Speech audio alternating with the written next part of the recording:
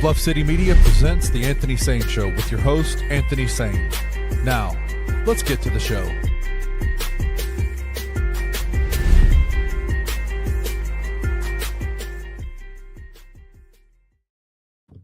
Hold on, everybody. Welcome to the Anthony Sain Show. This, of course, is your host, Anthony Sain, here with my guy, Kenny Stubblefield. Kenny, what's going on, my brother? Man, it's a beautiful Monday. Beautiful. It rained a lot today, but it looks nice out there now. So yeah, good day, man. We are live here on a beautiful Monday afternoon, man. Yeah, man. We're about to get the show going. It's gonna be a good one. Today. Start out the week on a Monday. Of course, we're gonna open the show talking about NBA Finals. Everything is right in the world. All things have been made right. All y'all who've been trying to will the Pacers to be something that they're not. You saw what they are. You saw what they are yesterday. We'll talk about that and more today. We'll talk about that and more today. The most overrated player in the NBA. 5 points going into the fourth quarter. Hater. You a hater, bro. Hey, bro. Superstars can score points in the finals, bro. I understand he's a pass first point guard, but 5 points going into the fourth. Come on, man. This y'all guy, though, man. This y'all guy. That's your guy. Superstar. Top 10 player in the league, they say. We saw that yesterday. NBA Finals are now tied. The Oklahoma City Thunder and Indiana Pacers are tied 1-1, headed out to Indianapolis, man, for the next 2 games. We'll see how the whole thing plays out. Also today, Kenny Stubblefield, unlike most weekends in this dead period right now, there is a lot of Grizzlies stuff to talk about. There's a lot of actual Memphis Grizzlies stuff to talk about. A lot of things happened since we did a show on Friday. Definitely excited to talk about some of those things going on. And, of course, Kenny Stubblefield, we will let's wrap up the show with a church review today. We are doing Brown Missionary Baptist Church. I attended their services yesterday. Legendary church. For sure. We'll wrap up the show talking about Brown Missionary Baptist Church in their Whitehaven location. Kenny Stubblefield. We'll talk about that for the final segment of the show. I'm gonna make a prediction on this church review. I doubt Pastor Bartholomew Orr is listening to this church review. What do you think? He'll see it. I doubt he's watching right here live, but he'll see it. I've done something before. Shout out where, Pastor Orr.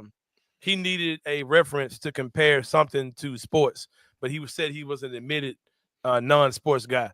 Right. So I told him I had him. So I shot him something, and he gave me a shout out during the service. Let's go. A few years ago. Yeah, that's when I was doing Sports 56. That's when I was doing the show with Peter. But yeah, man, like I said, the Memphis Grizzlies did some things, so I can talk about those at some point during the show. We have some actual Grizzlies talk today, but the NBA Finals, like I said, Kenny Stubblefield, are tied up a game apiece. Indiana Pacers came back to earth, looking like the team that has been down by 10 points for 47 minutes and 59 seconds. I told people coming to this that the Grizzlies, I keep saying the Grizzlies. The Pacers, they're good. They're the best. They've proven to be the best team out of the East, but there is a difference between the East and the West. And I think that we're seeing that with this Thunder team. They're really good, Kenny Stubblefield. And I said that there's a lot in the last game. There are a lot of things that people said like, the Pacers turned the ball over a lot of times, and they still won the game by 1, and they probably should have been getting beat by more than that, and all these type of things. And I said, okay, let's keep in mind what happened in that game.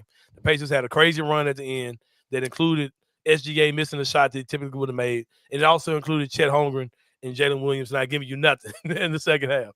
And the Pacers won that game by 1. Yes, they're not winning another game, Kenny Stubblefield. Okay. I'm telling you, they're not winning again.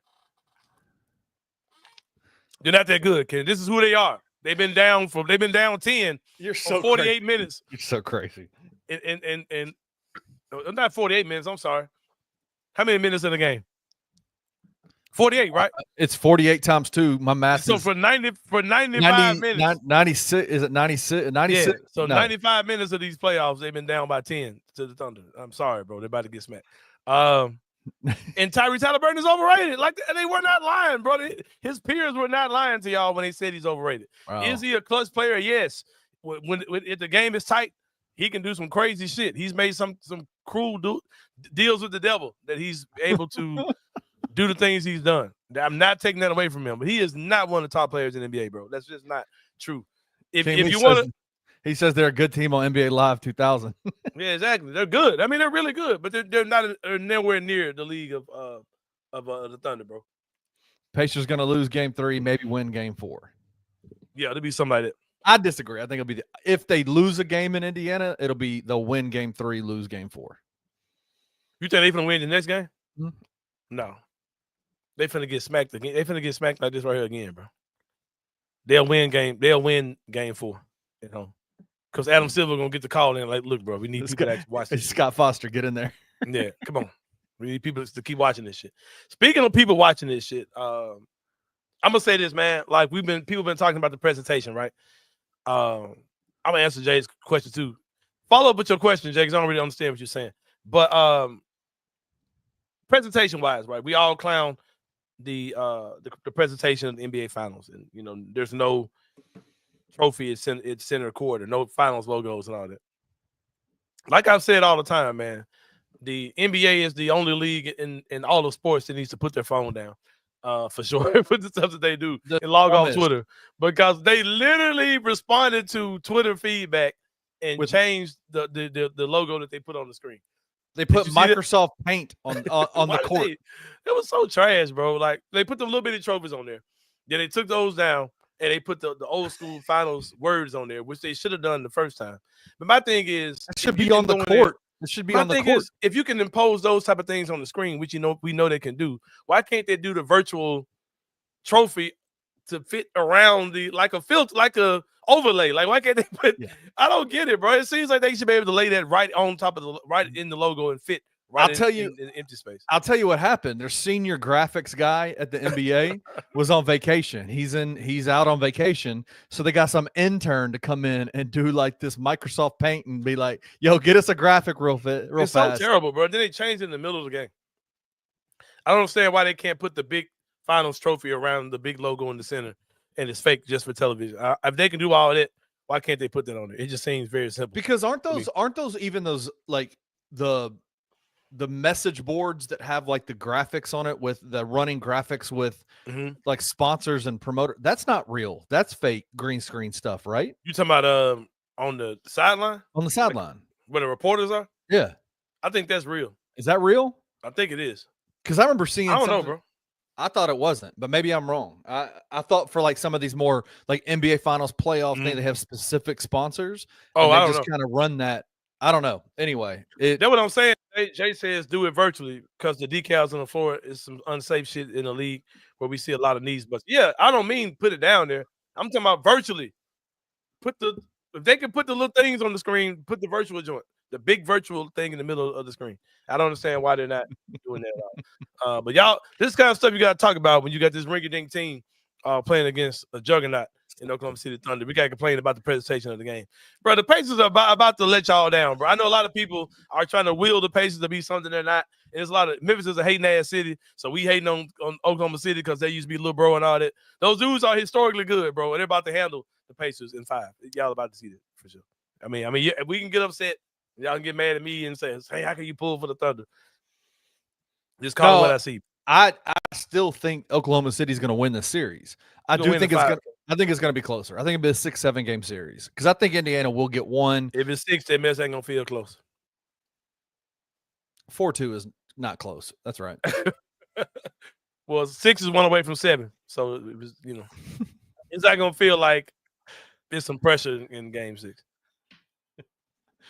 I don't know, man. I don't know. I don't think that, like, of course, this is what OKC has done throughout the entire playoffs, right? Like they have these games where they struggle, then they have these games where they just dominate.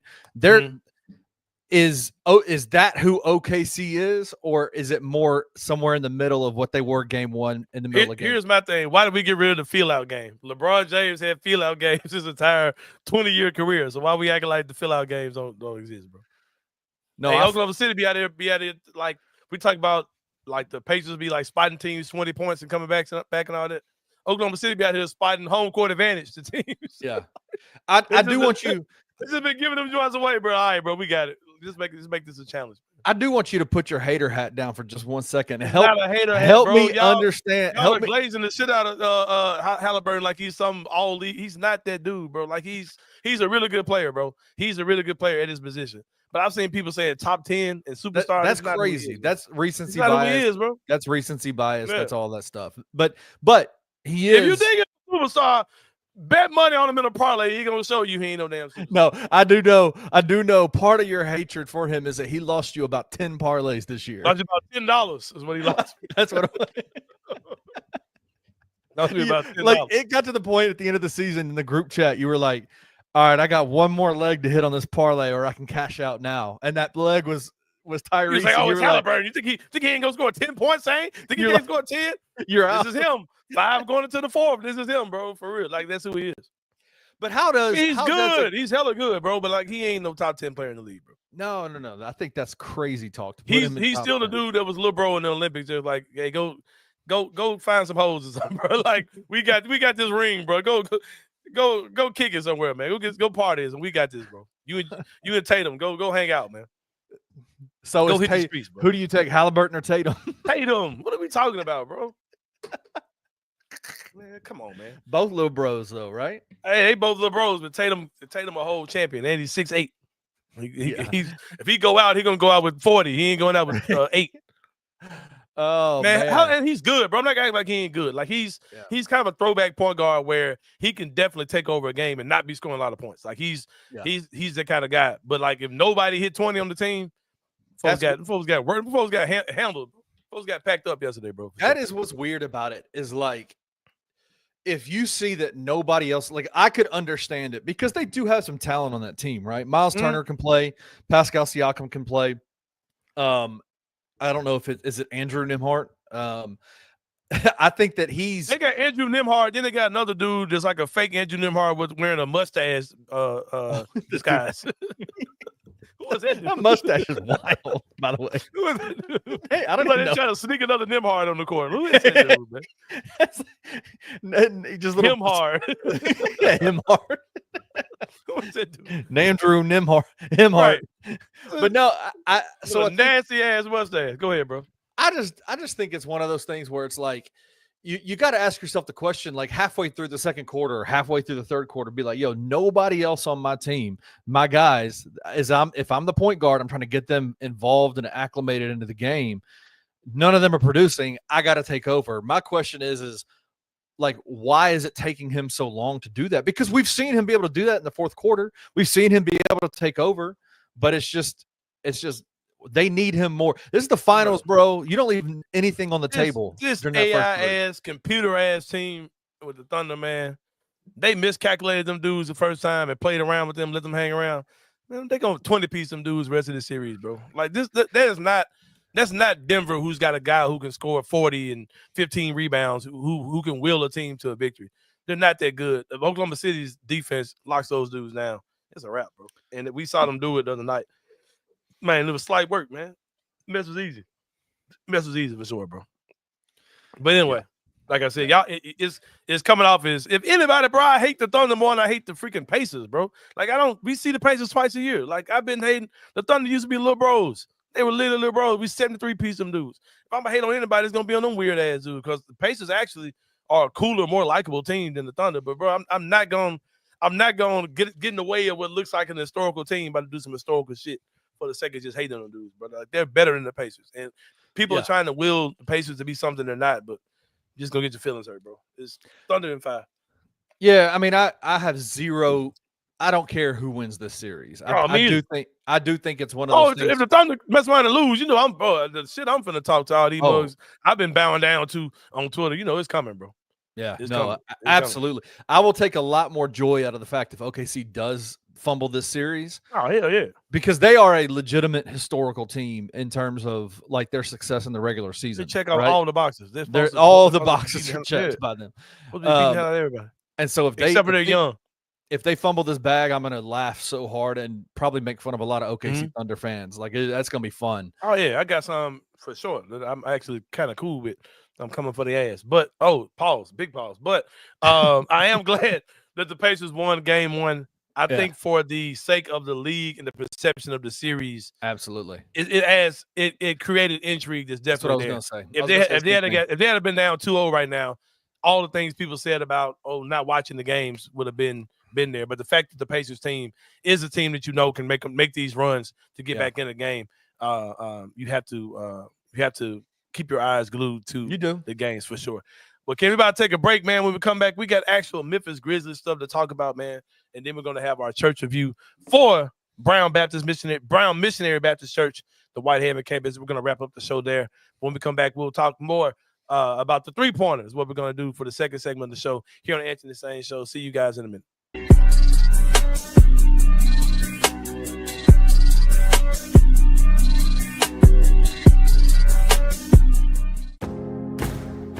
Looking for an alternative to alcohol or conventional medicine?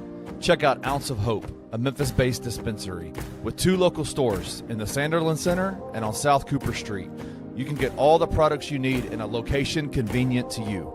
Each store offers an intentional shopping experience with dedicated bud tenders to answer all of your questions, from product selection and mushroom blends to our personal favorite, the Delta 9 seltzers. You gotta try the Peach Buzz. Try Ounce of Hope at either one of their 2 Memphis stores or at www.ounceofhope.com for convenient products shipped right to your door. Use the promo code BluffCity for 15% off any order, excluding sale items. Cannot be used in conjunction with other promotions or discounts. One use per customer.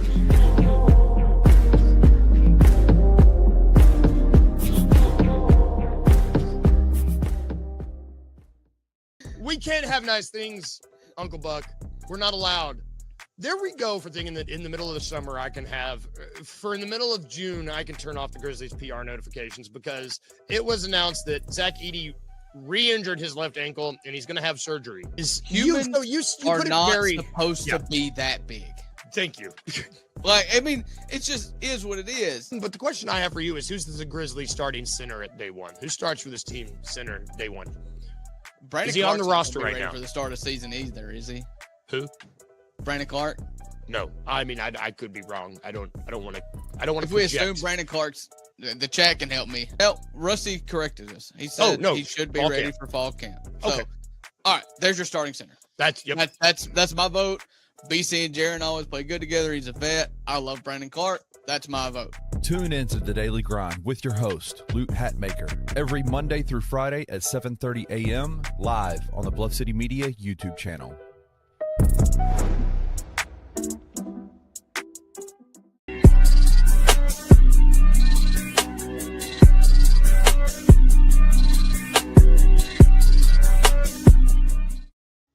What's up, y'all? Welcome back to the Anthony Sain Show. Kenny Stubblefield. I was just talking about how overrated. I don't know why my guy King Meeks is calling him Tyler Halliburton. Maybe that's what he's calling this version of him when he's not trash. Have you seen people saying that when his voice gets up there and cracking, that those are the devils that he's made deals with? He's trying to come out.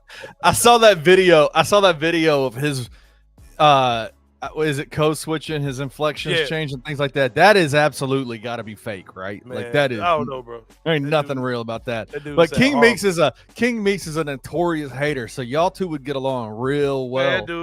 Man, I think he's good, man, but it's just too much, bro. Like, face of the league, bro. Like, if that's the face of the league. Ain't nobody saying face of the league for him. Bro, I have seen face of the league. Tyrese Halliburton, bro. I have seen that crap.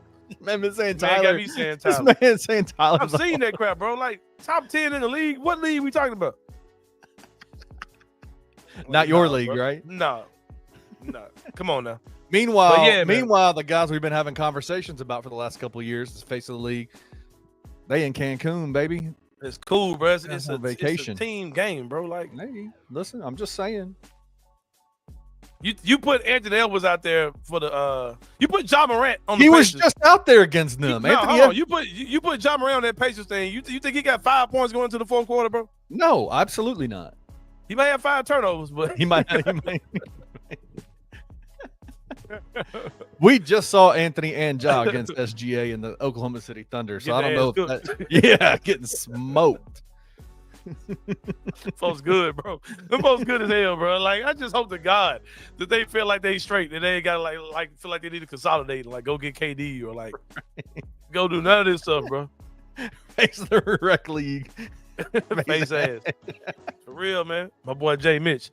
All right, man. Let's get into it, man. Time for the 3-pointer, man. We're talking about 3 things Kenny Stubblefield is on a brother mind, bro. Oh, if you want to talk about, you want to hear about the NCAA rulings, go watch Gabe Coon and them. I ain't got nothing for you. Go watch On the Bluff tomorrow. I ain't got nothing for you, bro. Check out Kenny. I'm gonna watch that, then I'll be able to talk about it. It's too much. I don't believe King Meeks. He says I thought that was his name for real. Stop it, man. Yeah. Stop it, man. Tyler Halliburton. That's not heard it. All right, bro. I got 3 pieces of Grizzlies news. Kenny, one of them is not on this sheet of paper. I got you. We got to flow with it, bro. You got to flow. All right. Man. Number 1, Zach Edey and tow his shit up, man. Zach Edey got to tow his shit up, bro. He's creating divisions within BCM. I'll say that, man. And I'm gonna say this, bro. I hate to go here, but I just am. I am even though I'm doing church reviews, I'm not a churchy guy. Like I don't typically attend church, right? But I do think that I am a Christian man. I believe in Jesus, right? Y'all play too much with this curse shit. Like, are we cursed? Like, bro, every time I hear that, like, bro, what? Get out of my face, bro. Like, why do y'all play? Like, I know people ain't playing like that, but it's like, I can't get with all the "are we a curse?" Like, bro, like what? Why would I say, yeah, we're a curse? Like, what are you talking about, bro? Like, all that kind of stuff just sounds crazy to me, bro. I don't know, bro. I mean, people get your shit off, describe this in whatever way makes sense to you. But I heard a radio show this morning where the whole first segment of the show is all the Grizzlies curse, and it was like a real conversation. I was like, bro, What are we doing, bro?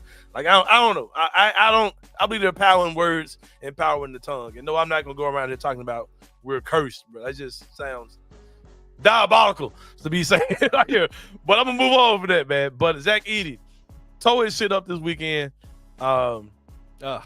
I'll say this, Kenny. I think this may be a blessing in disguise because it should make the Grizzlies go out and do something that solidifies their position. I don't think you can just bring, because I think in the clip I just saw, it was like Brandon Clark. I haven't even seen Brandon Clark walk since whatever injury he's had. So I don't think that's the solution either. And quite frankly, I want to use Brandon Clark in the trade this summer. Like, I don't want Brandon Clark to be back on my team at all, let alone to be my starting center. And that's not a knock at Brandon Clark. I just think there are things we need to make happen. He's like the only contract we have that can make those things happen. So I don't think that's not my personal solution. As far as what I've gathered, talking to people who can make sense of this type of stuff, aka Rusty Buckets, Rusty Wick. It seems like to me that it's not a situation where because of his injury, he needed surgery. Like they were saying he basically, the injury he had, it would have had normal recovery time. Right. He'd been ready to go. But because of the way he's having these injuries, you probably need to do something to deal with the issue. Now I've heard different amounts of time. I've heard 3 to 4 months. I've heard 4 to 8 months. And that, of course, that second end could be, catastrophic for sure. But I think 8 months would put him back in January, right? Something like that. Of 26. Am I wrong on that? No, that should have put him. No, I put February, March. August, September, October, November, December, January, February. Yeah, you looking at February, March on it. I think the Grizzlies need to do something to bring somebody in. There's a lot of things that could happen with that. One thing I'm looking at, Kenny Stubblefield, I ain't gonna lie. There are reports coming out saying that the Detroit Pistons are interested in one Santi Aldama. I don't know what the Detroit cap situation is looking like. Maybe that could simply mean, hey, we're gonna put an offer on Santi that we think the Grizzlies aren't gonna respond to, or it could mean that they're willing to talk sign and trade for Santi Aldama. In that case, one Beefington Stewart would be a guy. Big Stu, baby. I would take him. Isaiah Stewart, a guy who's on a $15 million deal. I want to say in that deal that the Grizzlies could have Santi could sign Santi for more than $15 million and save money by sending him out to Detroit for an Isaiah Stewart. Isaiah Stewart last year is probably his worst pro career with the Detroit Pistons. I want to say he only averaged around 6 points, 5 rebounds. He's been more of a 10.8 rebound guy during this time there. I'm not really sure if it was injuries or just big man depth or what it was, why he played less minutes this year. Only played 19 minutes per game this year as well. But he's a guy who automatically day one, if that dude's on your roster, nobody's calling you some of the things that this team has been called, which is soft, weak as hell, soft. None of that happens if Isaiah Stewart is on your roster. I had this conversation with some guys on Twitter, and people have to understand, man, that there are intangibles in basketball that freaking matter, bro.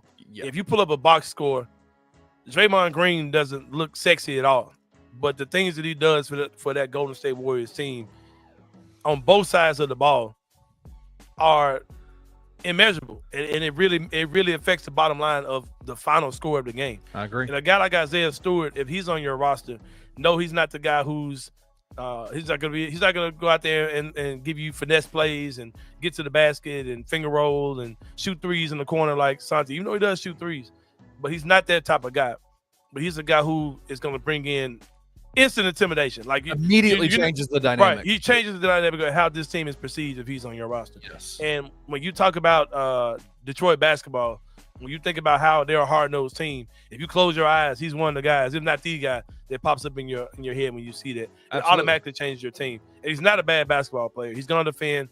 He defends at a high level. He protects the rim. He blocks shots. He rebounds. He's just a tough dude. I would love him on this team if it came down to it. And he's the guy that even when Edie comes back, you can go, if he's your starter with Jaren, if he's playing alongside Jaren, he can cover a lot of Jaren's weaknesses. And when Edie comes back, Edie can slide back. And Isaiah Stewart coming off your bench won't be crazy. Like that's what he's a bench guy. So something like that would be perfect to me. I see somebody saying, what's my guy with the Hawks? I saw somebody in the comments saying that. Oh, Clint Capella? Clint Capella, I can see that. I think he's a free agent this summer, so that could be a little murky. Wayno says he'd take a look at Kai Jones, put him in the mix of BC and JJ. No, I'm good. Triple J. No, I'm good. Talking about Kai Jones, like crackhead Kai Jones? I think I'm good. Who was on crack? No, I think I'm good on Kai Jones, man. I liked him in one time, but he's gotten weirder as time has gone on. I think the post-drugs him is even worse. I think he needs to get back on drugs, maybe. No, I'm joking. I'm joking because the word was that he was not on drugs at all. No, he wasn't on drugs. He's not good, Wayno. He's not good. Let's not say that. He is low cost. That's not mean he's good. I think there's a lot they can do, man. Like they can totally like go all the way in and go get a starting center. Like that can happen. There are pieces that we can trade out to go get a starting center. That can happen. No, I don't think there's a need to blow the bank. I'm looking at Wayno saying that there's no need to blow the bank. I agree, but I think you can do a little better than Kai Jones. For instance, you can bring Marvin back. We bring Marvin Bagley back, but you can't bring him back immediately because you have to denounce his rights because for Jaren or whatever. But you can come back and get Bagley at a cheaper amount. Day'Ron Sharp is a guy been connected to the Grizzlies forever. Just do what you need to do, Grizzlies, and do it soon. Is all I have to say. Before we move on and go get and try to go package a deal to get a starting center, I do need to ask you, like, does that mean the Zach Edey experiment is over in your mind? No, because he's the starting center for the future. Right, I think he is. But I'm saying they need center depth on this team anyway. And I think if you can get an Isaiah Stewart, because like on this team, like what is Santi? Like is he a 4? Is he a 3? I think he's better at a 3, to be honest. If Santi's absolutely gone, and you can get other wings on this team, like real like wings that can defend, like on this team. Mm-hmm. And Santi's gone, and you bring in another big.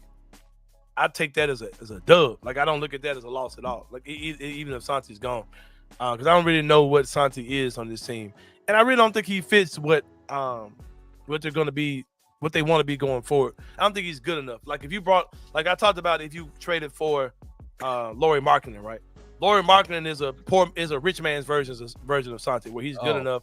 Where if he's your 3, you can kind of deal with the liability because he's long, he rebounds, he's tough, all those type of things. But if it's Santi, like, what are you really doing with him? I would make that deal for sure and try to get your wings some other type of way with the limited assets that you do have. But number 2, Kenneth Stubblefield, there is good news within the Memphis Grizzlies. Something I am excited to see for sure. They've had some assistant coach interviews, man. Some rumblings. This came out from what's the guy? Not Pete Fleischer. That's my guy. He used to be Jake Fisher. Jake Fisher. Yeah. Pete Fleischer was my guy. He's worked for Fox 13. Right. But anyway, by the way, man. Wayno loves Santi Aldama. Milk carton left out in the sun for too long. Sorry. I don't know what that means, but it sounds dope. I agree. I don't know what that means, bro. That's some overseas shit. That's some Aussie shit. Hey, I'm with it though. Yeah. They've had interviews with former NBA player, current Dallas Mavericks assistant Jared Dudley, as well as former Milwaukee Bucks coach Adrian Griffin. They've had interviews with. I love both of that, man. Yes. In the time of Taylor Jenkins being here, I can't think of one high level like former player, assistant coach. Jared Dudley has a nice reputation in the league. Yes, when I say he not high level as a player, he was basically a role player in the NBA. I think he's got a championship though, but he would be the highest named former player on this bench. Yeah, right? his reputation is stellar in the league. Like he's for sure always been that guy that Anthony Carter's got, but I think Jared Dudley's even got a little bit more hype than him. More buzz than him. I mean, even when he was a coach, I mean, even when he was a player, people looked at him as a future coach, assistant, whether it be assistant or the lead guy in the NBA at some point. Like he's just got that personality that fits. Right. And I know something we've also never had, unless I'm seriously mistaken, in this Zach Kleiman, Taylor Jenkins, John Morant era, we've never had a former coach, like head coach on our bench. Not one. We've had a former D3 or NBA Division 3 church league coach / trainer / nah, man. Adrian Griffin, if you could get both of them, man, that's your number 1 and your number 2 guy. I don't know if they're both trying to get the same job, but you can get both of those guys on your bench, man. That would be impressive to me. It's something totally different than what we've seen the Grizzlies doing, because they've hired, no offense to anybody, man, but they really like cut corners when it comes down to the assistant coaches on the bench for Taylor Jenkins. Yeah. And I hate to keep taking shots at Taylor Jenkins as he's out the door. Goes back to the insecurity of Taylor Jenkins, though, man. Like not want to have people on your bench to kind of expose the fact that you ain't that dude, man. Also, Taylor Jenkins not mentioned in any coaching jobs at all. Period. Anyway, but yeah, we'll move on from that. But I am excited. Who hired St. Patrick, St. James? That was was it Portland? No, was that Portland? Portland had him. Yeah, Portland just got him. Yeah, shout out. The man was the offensive guru to an offense that was terrible. Then he became the defensive guru that was the worst defense the Grizzlies have had in 7-8 years. Yeah, I'm good on all that. I got one more bit of tidbit of Grizzlies news. I'll throw it in right here though. Kind of conflicting stuff as far as these leaked jerseys that are coming out, right? Yeah. First of all, let me say this. These are leaked jerseys.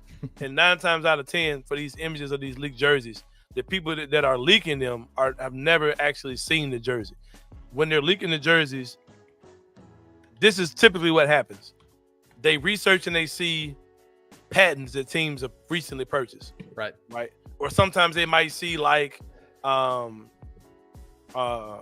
design patent, or they might even see the shorts. Because I remember one time, people like you saw the shorts of the Memphis Sounds jerseys were out, and the shorts were out, right? And people put these things together, and they kind of make assumptions of what the actual jersey looks like, especially for a throwback, because when they see certain patterns, okay, I've seen that jersey before. Right. This is what's probably coming out. So with the Grizzlies, you've seen two different leaked jersey ideas came out. One is the last Vancouver Grizzlies jersey, which is the black with the red and teal with Vancouver across the front. And there's the Memphis one that's basically that same jersey, but it says Memphis across the front. Mm-hmm. If you let common sense sit in, This is the 25th anniversary of the Memphis Grizzlies that's coming in, which is why that jersey is coming in the first place. It's the inaugural jersey that they wore 25 years ago, and the jersey had Memphis across the front. Yeah. And if you want to argue with that or defend whatever you're seeing on Twitter, that's fine. But I choose to believe that the one that says Memphis is going to be the one. And the reason why you see the two different ones is because, like I said, they're not actually looking at the jersey. They're kind of putting puzzle pieces together based on logic, based on common sense. Because if you remember with the Memphis Sounds jersey, the one that's out now, guys were coming on Twitter saying, based on what we've gathered, this is probably what it looks like. Yeah. But it's probably going to be some things different about it as well. And there were intricacies about that jersey that were off. So just keep those type of things in mind. But number 3, Kenny Stubblefield, Darius Garland is set to have toe surgery and miss 4 to 5 months of basketball. Cleveland, have you seen rumors that Darius Garland might be on the trading block? That's something that could still happen. I could see a team like Minnesota, who needs a point guard, making a big-time move for him, knowing that they're going to get him after rehab and all those type of things. I can see that. I can see a lot of teams making a move. You're talking about a guy who's an all-star, multi-time all-star, if I'm not mistaken, for Darius Garland. So I could definitely see a team, if Cleveland wants to trade him, it may take them going back into the season to get those things to happen, but very unfortunate that he's going to miss that amount of time with that toe injury. But being that he is a guy from Nashville who said that he could love to see the Grizzlies be in Nashville, hope somebody steps on your toe as soon as you get that joint right. Couldn't happen to a better individual. Couldn't happen to a better dude, for sure. Well, Kenny, I do think it sucks though. Like that's terrible that he's dealing with that. But yeah, rough way to go. I mean, you saw him in the playoffs this season or against Indiana, man, and he just looked like he couldn't move at all. You ever hurt your toe like that before? Yes, I have. I've had some serious toe stubs that made me feel like I've had to go ahead and get surgery and get that junk cut off. So I can just imagine what he's going through. But Kenny, I'm gonna tell you a situation that is not a rough situation. That is when you go get a tattoo done in Trilogy Tattoos here in Memphis on Highland. Y'all know where they are. Go get with them, man. 27 years in the business, Kenny Stubblefield. And when you go in, I guarantee you, they're not going to stub your toe. They're not going to step on your toe.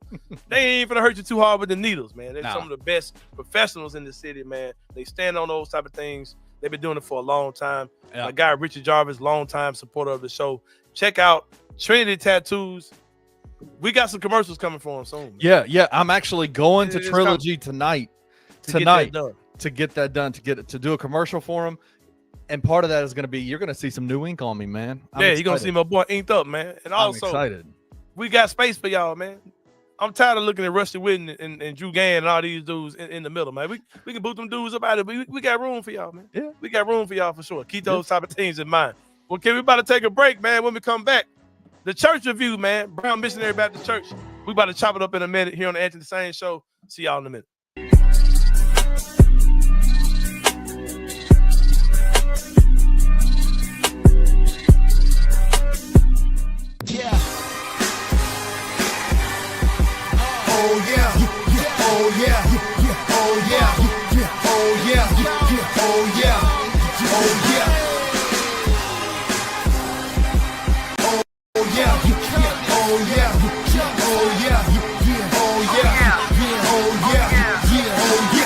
By the way, we ain't going nowhere. Solar flare, ultraviolet light beam. When we appear, be prepared. A couple dudes from Memphis moving mountains with their prayers. Surrounded by the thousands, a cloud of witnesses. Cheers are filling up the air. God called us, God got us. It's the sentiment we share. Feeling fresher than a deniment. Know who you dealing with. About to get this thing cracking like a kick in the snare. From the kicks that we wear, cross that we bear. Our souls in it. Cold with it, just go with it. God scripted. Got the mission, called the count stuff, then God flipped it. Triple my work with a new birth, that's how he did it. Oh yeah, won't he do it? He'll take me there, he'll take me through it. He'll build a flesh, gotta Lucy Lou it. Pride before the fall, that's how Lucy blew it. Yeah, I declare, I decree. About to take the city like scot-free. We're here to change the culture, not debate about the top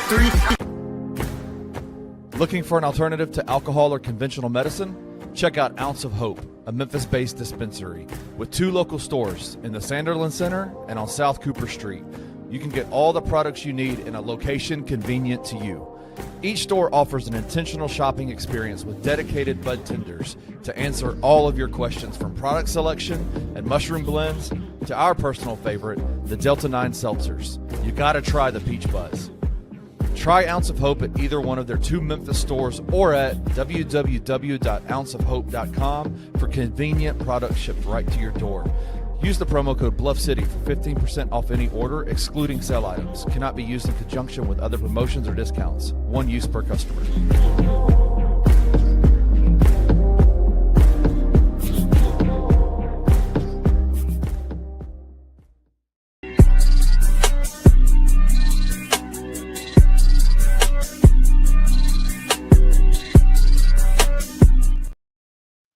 What's going on, y'all? Welcome back to the Anthony Sain Show, man. It is time for. Hey, before we do the church review, I got one thing I want to say to everybody. First time, so I can share this on my Facebook, man. Yeah. I want to say one thing to everybody that's watching. We really appreciate the love you've shown the Anthony Sain Show as we've gone live. This is our start of our second week of going every day, Monday through Friday, live at 2:00. We've kind of changed up our schedule to go $2 Sports Show Monday, Wednesday, Friday. They might be adding some days soon, but at 11 o'clock or 11 a.m. And then for the last however long, the Daily Grind has been going every morning at 7:30. I really like, one of the things as we've changed this schedule and gone live is our ability to be seen through like YouTube and the algorithm kind of showing what we're doing. And I just want to challenge everybody that's watching. If you are a life, the last 3 years have been rocking with Bluff City Media and everything that we've been doing, everything Anthony's been doing since he joined us. I want to challenge you, man, go in, like, subscribe, share everywhere you possibly can. We've got to be able to break through this weird spot that YouTube has us in. So please. Hating on us, man. Hating on us, man. Yeah, please come. That's go why in. you're getting. Yeah. That's why you're watching the show, the full show on Twitter and Facebook now, because YouTube is not playing nice with us. So we're gonna let people watch it where they are. We appreciate y'all commenting so far. I'm not saying don't watch on YouTube, but they on some other stuff. So we're gonna circumvent that because we want to get this to as many people as possible. If you're watching this on Facebook, Twitter, whatever, share that joint, retweet that joint, for sure. The algorithm loves likes and comments. The algorithm loves likes and comments. Yeah. And when I say comments, the live comments are great during the show. We love it.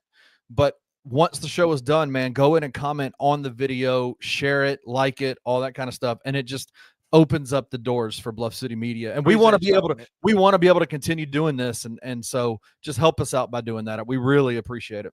Yeah, appreciate that. Appreciate that for sure. Also, Kenny Summerfield, if you saw the commercial that was playing during the break, my organization, Memphis Magic Volleyball Institute, we are getting ready to start our free clinics. I'm super excited about this. Me and Julia Content are doing this. Of course, y'all already know what's up. Y'all going to see a commercial with me and her on this joint coming very soon as well. But we started Memphis Magic Volleyball Institute, and the purpose of it, like I said, is to just have something for our young ladies in the city, man. A lot of things are kind of funneled towards boys and basketball. Love it. And those things work. Those programs work. Like any program that keeps these young men busy, they work. So we're trying to do something for the young ladies, not just for the young ladies, because if there are boys out there who want to play, you can play. You can send your boys out there for sure. But like I said, we are doing this primarily for the young ladies. I'll just be honest with you on that. But like I said, the purpose of the organization is to train girls in volleyball, make them more prepared for their school teams, whether that's middle school, high school, ultimately get them ready to be a part of the bigger clubs, get them ready for college, all those type of things. Love it. So if you're interested in that, if you have we still have a few spots left for staff, but if you are looking for your young lady or your child to be a part of the program, go on my Twitter page. Or you can also go to inspirememphis.com. You can sign up there as well. Inspirememphis.com. You can sign up for that. It's on my personal social medias as well. Get your kids signed up for sure. And if you are staff, reach out to see if we have spots available for that. We would love to have you involved in those type of things as well. But it's starting Monday, June the 16th. Every Monday, June the 16th. Starting June the 16th. Until I'm not sure when we're wrapping up. I got my dates mixed up. I apologize. But it's from 4 to 5:30, hour and a half, free clinic for your young people, man. Love it. So I'm super excited about that. for sure. But Kenny Stubblefield, I was out in the Whitehaven area. I live in the Whitehaven area now. And I was visiting a church, Kenny Stubblefield, that is one of the probably well-known churches in the city of Memphis, although it's not in the city of Memphis, right? We know that the Memphis tri-state area of Memphis, Arkansas, and Tennessee, Arkansas, Mississippi. There's all kind of one and the same, right? You might go to West Memphis for something. There's a breakfast place I go to across the bridge, right? And there's like, but I don't even think about it like I'm going to another town. It's like it's all Memphis, right? It's all Memphis. So Brown Missionary Baptist Church, Pastor Bartholomew Orr is the pastor. He is a married man. He's been out there since 1989, I believe, as the pastor. And when I say like solid dudes who like really like walk into the position of like shepherding his church and like really caring about his church, like that's him. I've visited his other location a couple times, the ones in Mississippi, but this is a new venture. They moved out to a location in Whitehaven that is on the Southland Mall lot. I think the name of the church used to be the Whitehaven Baptist Church or something like that. It's an older church. And typically, Kenny, in these type of situations, an expansion project is a big risk for a church, right? Because you went into a place that does not exist anymore, and it's shut down for a reason, right? So there's a reason why that church doesn't exist. So typically, when you get into those type of situations, you're taking a risk because you believe that your brand, the way you go about doing church, can revive that situation, right? And I think I want to say their first service might have been on Easter Sunday, so they haven't been there too long at all. And size-wise, you're talking about a church that they're definitely a big church. Kenny Stubblefield. They have 3 locations. This is the third one. This particular location, like I said, looks like it holds a few hundred people. Like it might hold maybe 300 people, something like that, maybe. It was not that many people there, but I couldn't really gauge the number, and this is why. Yesterday, they were having problems with their HVAC, right? So, and this is what impressed me about that whole thing. They were having problems with their HVAC, but they had old school church fans on deck and ready. Let's go. You walked in the door and they had a church fan that had, I'm a fan of Brown Missionary Baptist Church. And they had like the social media information. And but it wasn't like hot in there. Like it felt fine, but it was just like not cool. So, you know, the fans were right on time. And the fact that they had those ready with an unexpected HVAC problem was on point. And I've heard that since then they pretty much got that resolved and they'll have things back rolling. But when you're going into an old building like that, hey, they old building, big budget though. You know what I'm saying? They it ain't working. It's working today type stuff. You know what I'm saying? And they had the fans ready, man. And I'll say that Brown Missionary Baptist Church is a perfect blend of mixing the traditional with the current. Like they have mastered that in a way that I don't see many churches do. I'll come back to that question later, but because it's an easy answer to that. But they do this very well. Like their churches, that the location I was in seemed like an older church than the one I went to in South Haven. And I think that's there. If you don't know this, Kenny Stubblefield, that Whitehaven area has a lot of older black people there. At one time, Whitehaven had a lot of successful middle class to upper class black people living there, and a lot of people have stayed there. So there was a lot of older people at the church last night. When I say older, I mean like 60, 70 and up type older, right? Yeah. There's a lot of people like that there. But they had things that blended the old and the new in a way that I just had to give Chef Kids thumbs up to. Like, for instance, older people, they offered the digital giving, like the Cash App, all that type of stuff. Like through the app, yeah. But they also had the paper envelopes, but the paper envelopes also had the QR codes to do the digital stuff.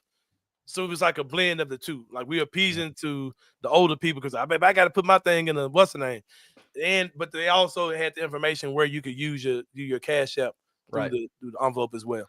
And they had the paper, like they didn't have screens, and I think that's probably just limitations of the original building. Right. I'm sure they may have screens at one time. They will probably, but they had the pamphlet with like everything you need to know in there, all the programs, all the announcers that are going in. Because sometimes even with older people, even they see it on the screen, baby, I got to take some home with me. I got to be able to read it and all that type of stuff.